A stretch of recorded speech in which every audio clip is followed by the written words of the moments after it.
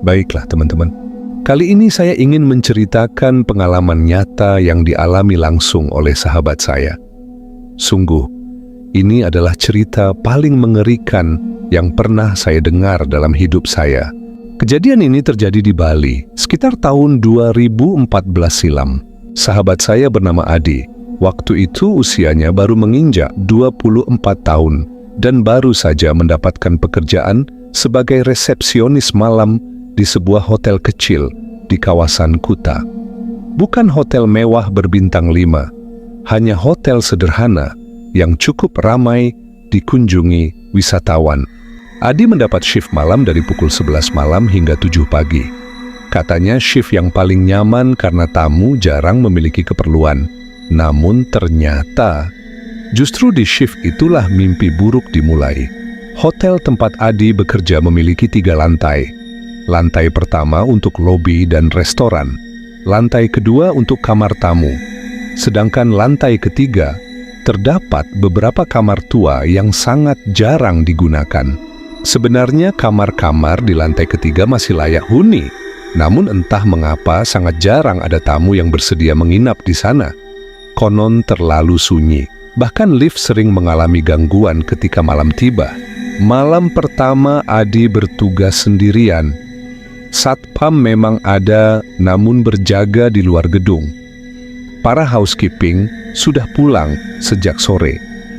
Pada jam tersebut hanya ada 1 tamu yang menginap di lantai kedua.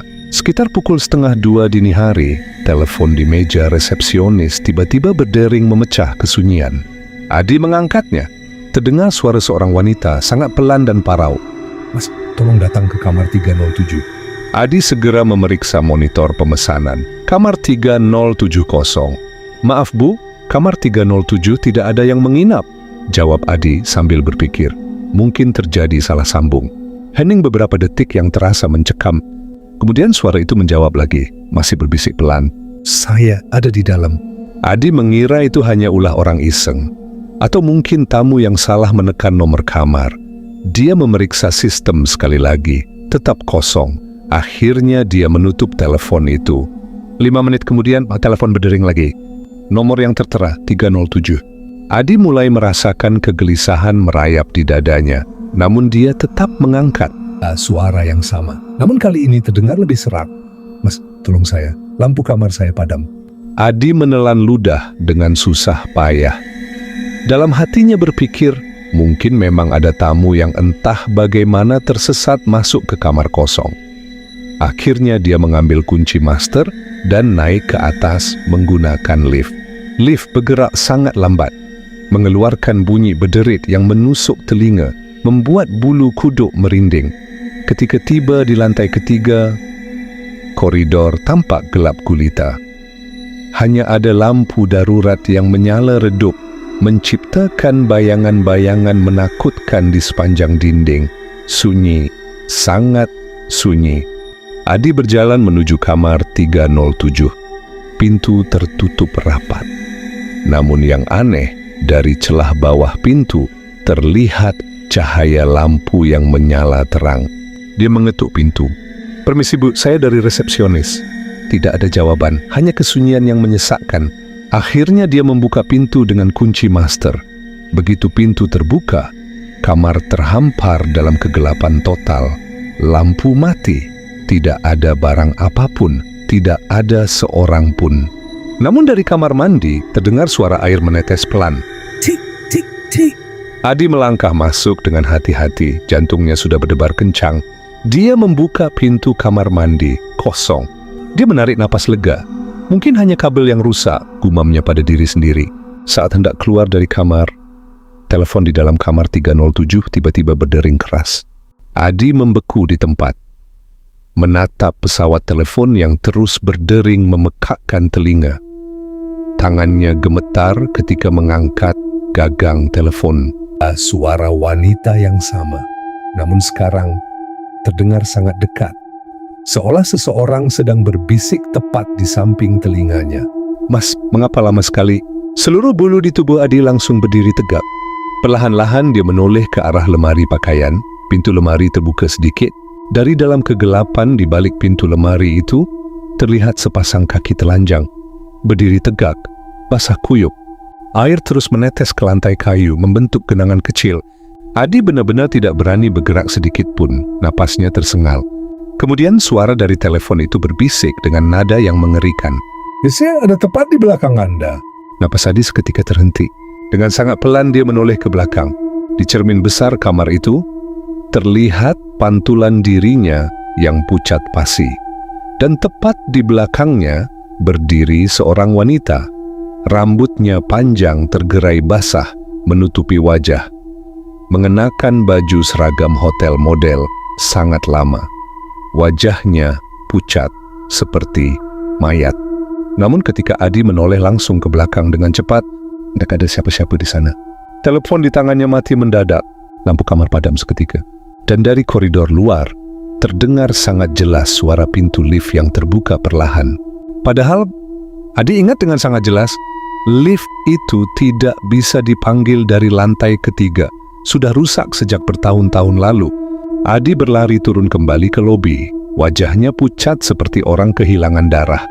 Karena memang baru saja melihat sesuatu yang tidak seharusnya ada. Satpam yang melihatnya segera bertanya dengan wajah khawatir, "Mas Adi, tadi naik ke atas?" Adi hanya mengangguk, masih belum mampu berkata-kata dengan lancar.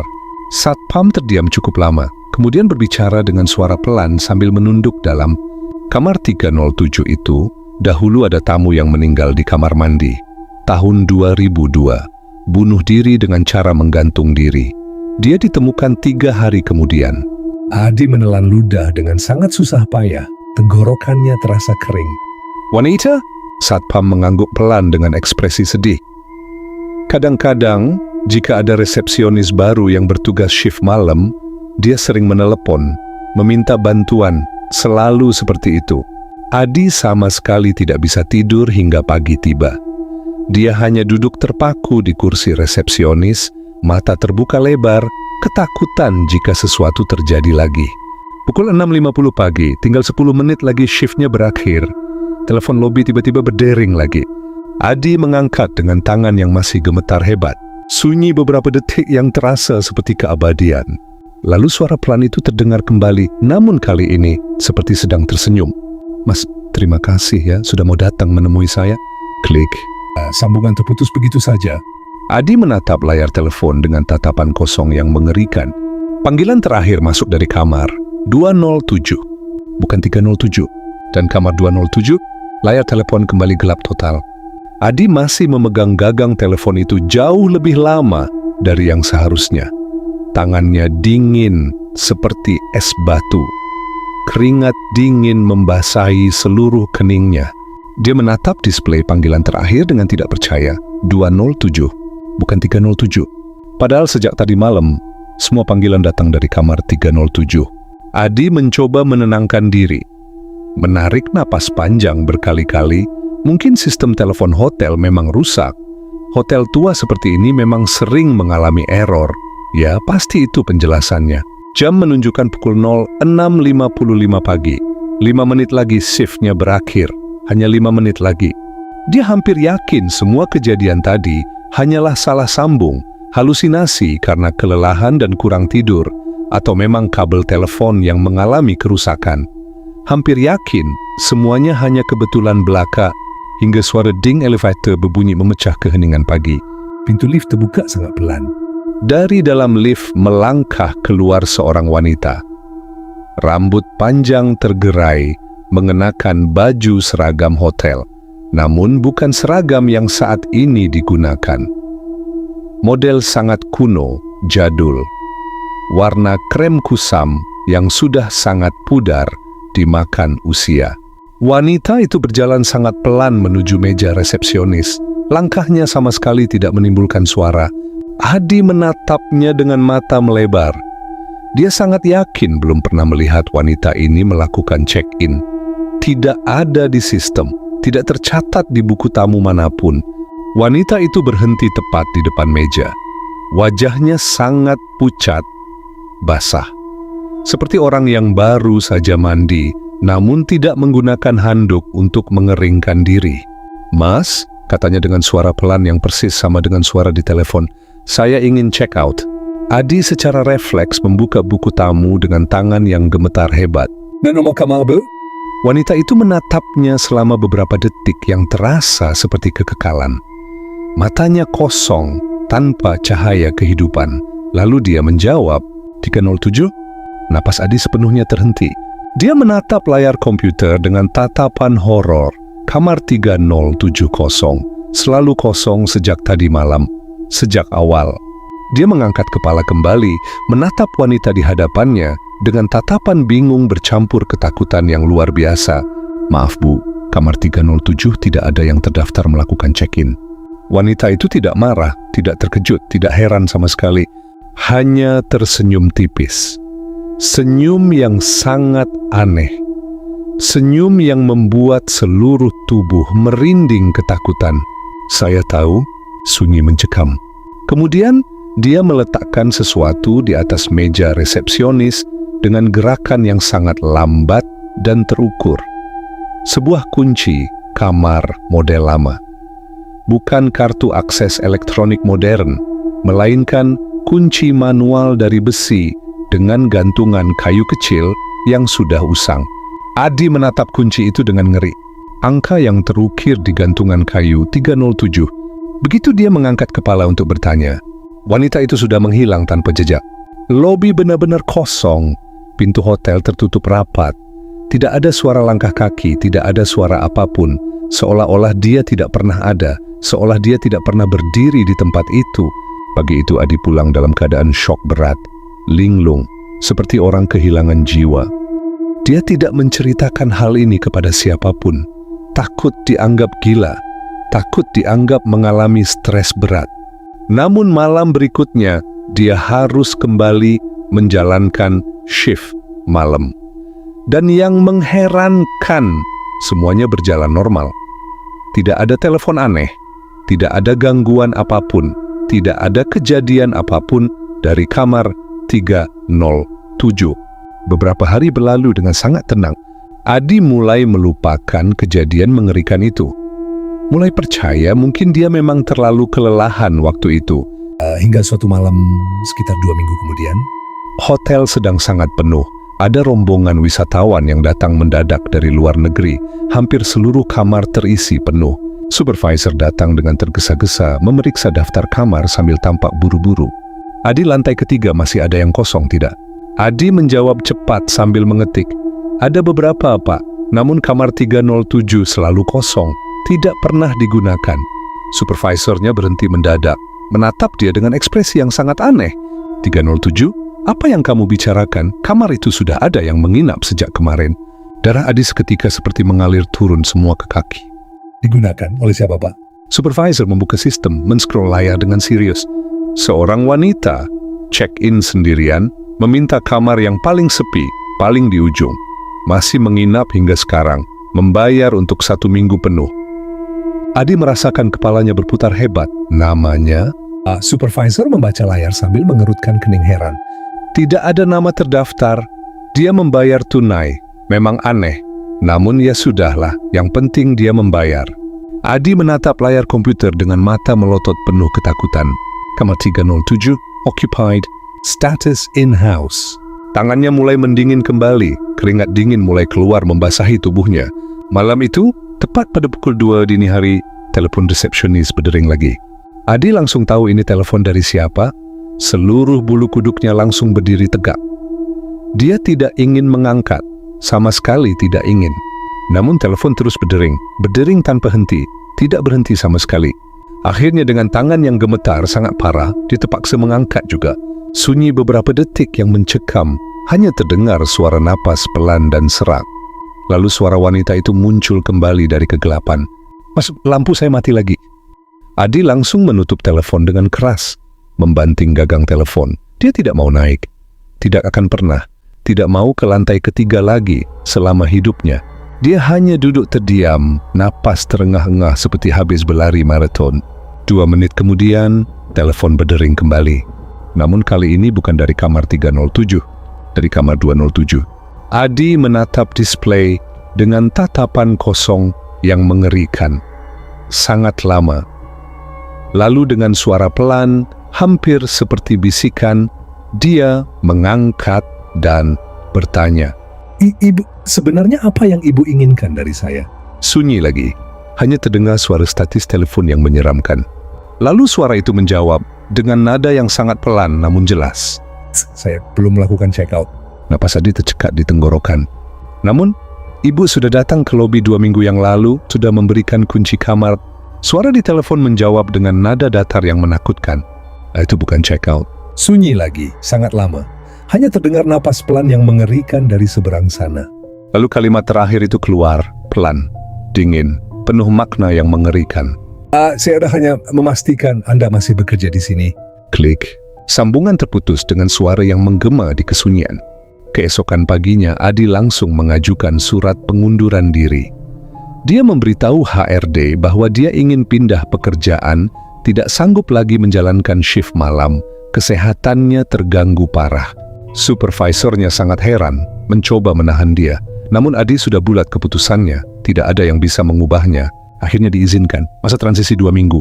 Sebelum hari terakhirnya tiba, Adi memutuskan satu hal terakhir. Dia ingin memastikan segalanya. Ingin mengetahui apa yang sebenarnya terjadi di kamar 307 itu. Dia naik ke lantai ketiga. Namun pada siang hari yang terang, matahari bersinar cerah. Suasana ramai, ada housekeeping yang sedang membersihkan kamar-kamar. Tidak ada yang aneh. Dia berdiri di depan pintu kamar 307. Pintu tertutup rapat.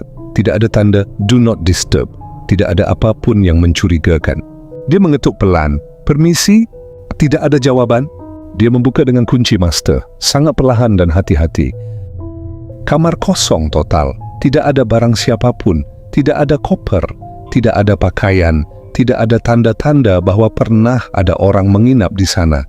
Namun, di meja kecil di samping tempat tidur, terdapat sebuah buku catatan tua.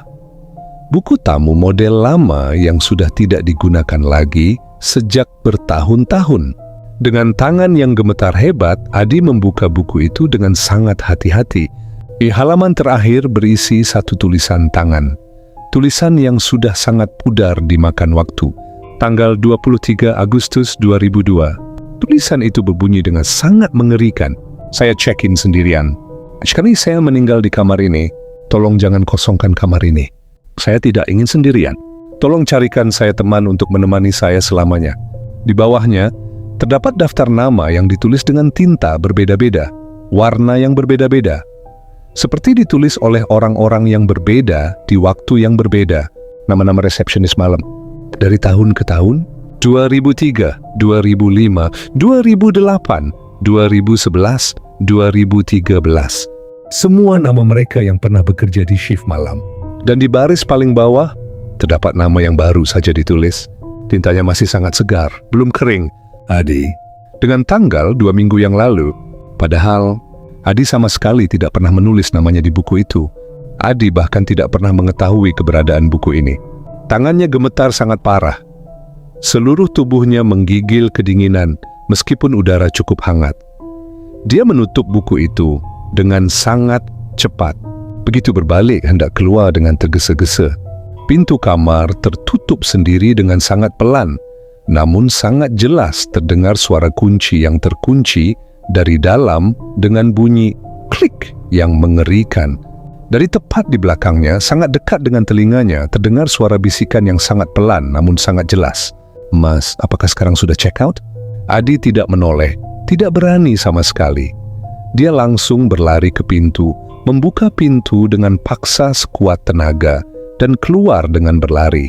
Dia turun melalui tangga darurat, berlari sekencang-kencangnya, tidak menggunakan lift. Tidak mau mengambil risiko, turun 3 lantai sambil jantungannya hampir copot. Sejak hari itu, Adi tidak pernah kembali lagi ke hotel itu, tidak pernah sekalipun.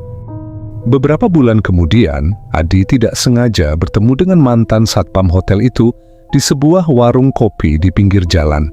Satpam itu menyapanya dengan santai sambil tersenyum ramah.